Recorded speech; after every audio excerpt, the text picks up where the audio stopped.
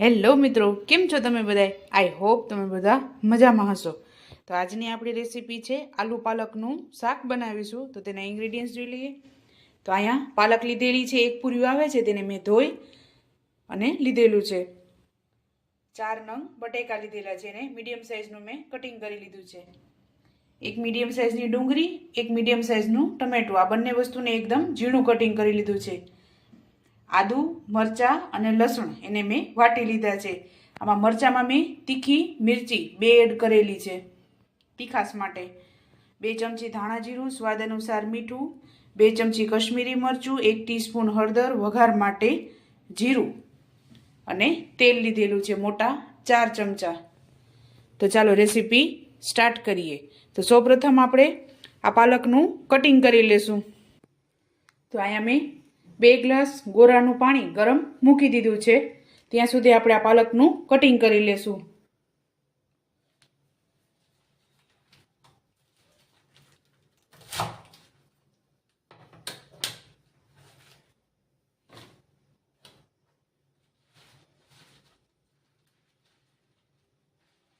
આ પાલકને મેં ધોઈને જ લીધેલી છે. તો આપણે આને આ જ રીતે આખી રાખવાની છે, કારણ કે આને બાફવાની છે આપણે. તો પાણી ઉકળે ત્યારબાદ આપણે આ પાલક એડ કરી દેશું. તો અહીંયા આપણું પાણી ગરમ થઈ ગયું છે, આપણે એમાં પાલક એડ કરી દેશું.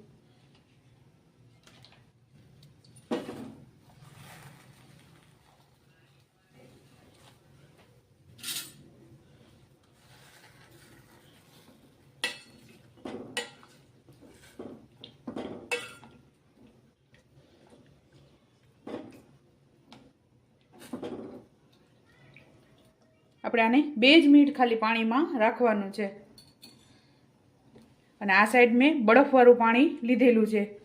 આપણે હજી પાલક બફાઈ જશે ત્યારબાદ આપણે એને ઠંડા પાણીમાં 2 મિનિટ માટે રાખવાની છે, જેથી પાલકનો ગ્રીન કલર જળવાઈ રહે તેના માટે જ આપણે ઠંડા પાણીમાં એડ કરવાની છે.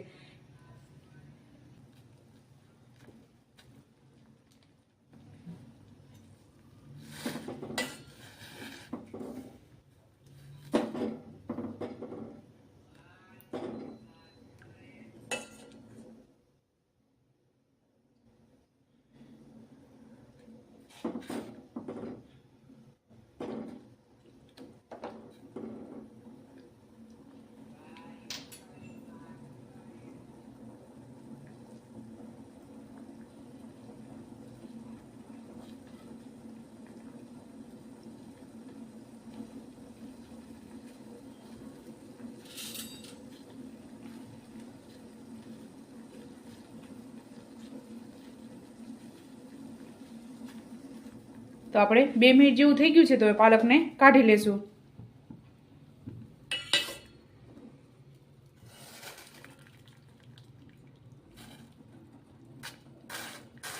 હવે આપણે એને ઠંડા પાણીમાં એડ કરી દેશું.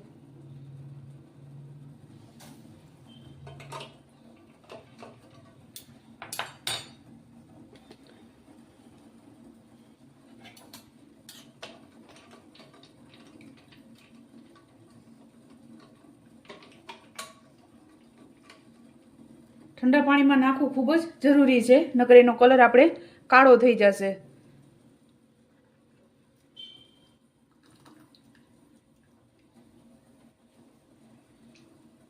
2 મિનિટ આપણે આમાં જ રહેવા દેશું, જેથી પાલક એકદમ ગરમ છે એટલે ઠંડી થવા દેશું. ત્યારબાદ એને મિક્સચરમાં પીસી લેવાનું છે. આપણે આને 2 મિનિટ આ જ રીતે રહેવા દેશું. અહીંયા આપણે તેલને ગરમ મૂકી દેશું શાકનો વઘાર કરવા માટે. તો આપણે 2 મિનિટ જેવું થઈ ગયું છે. હવે આને પાણીમાંથી કાઢી અને મિક્સર જારમાં એડ કરી દઈશું. તો આપણે આને 2 મિનિટ થઈ ગઈ છે, તો હવે આપણે આને કાઢી લેશું.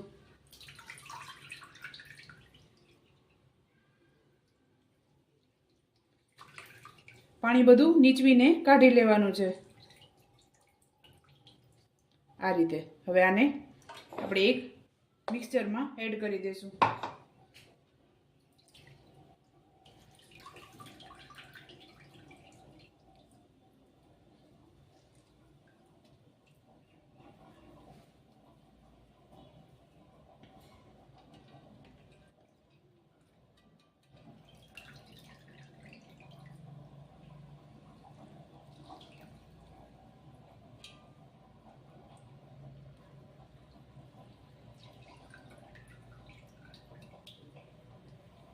તમારે પીસવામાં મરચાં અને આદુ એડ કરવા હોય તો તમે કરી શકો છો, પણ મેં ખાંડીને એડ કરશું, તેનાથી શાકનો ટેસ્ટ એકદમ સરસ આવશે.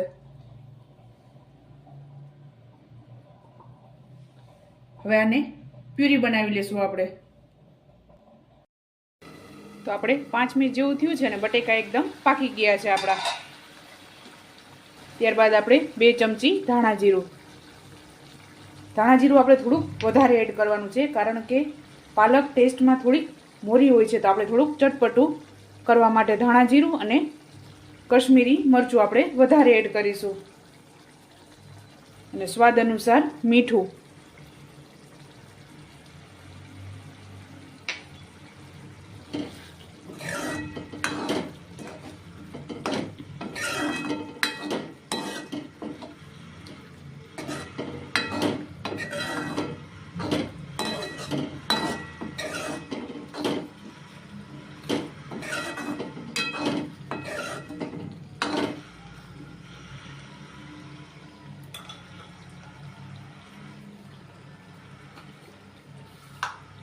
ત્યારબાદ આપણે ગરમ મસાલો એડ કરીશું. ગરમ મસાલો ઓપ્શનલ છે, તમારે એડ કરવો હોય તો તમે કરી શકો છો.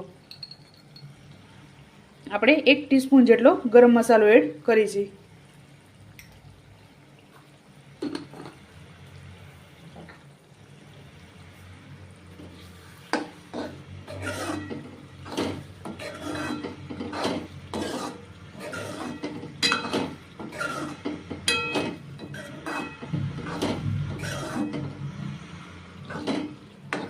બે મિનિટ આપણે આ જ રીતે રહેવા દેશું. તેલ છૂટું પડે ત્યારબાદ આપણે પાલકની પ્યુરી એડ કરી દેશું.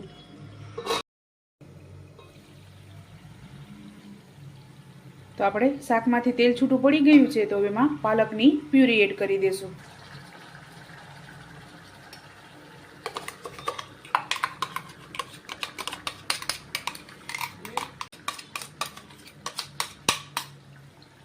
થોડુંક આપણે પાણી એડ કરીશું.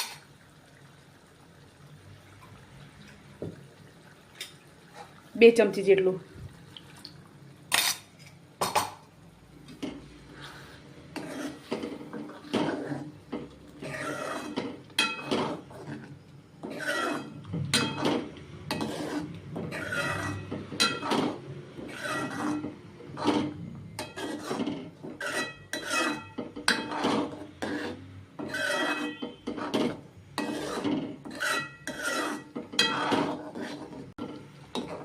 તો આ રીતે આપણે તેલ છૂટું પડે ત્યાં સુધી પાકવા દેવાનું છે. તો હવે આપણે આને સર્વ કરી લેશું.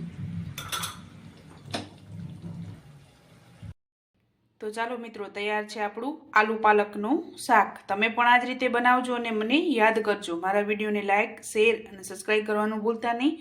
તો ચાલો મળીએ નેક્સ્ટ વિડીયોમાં.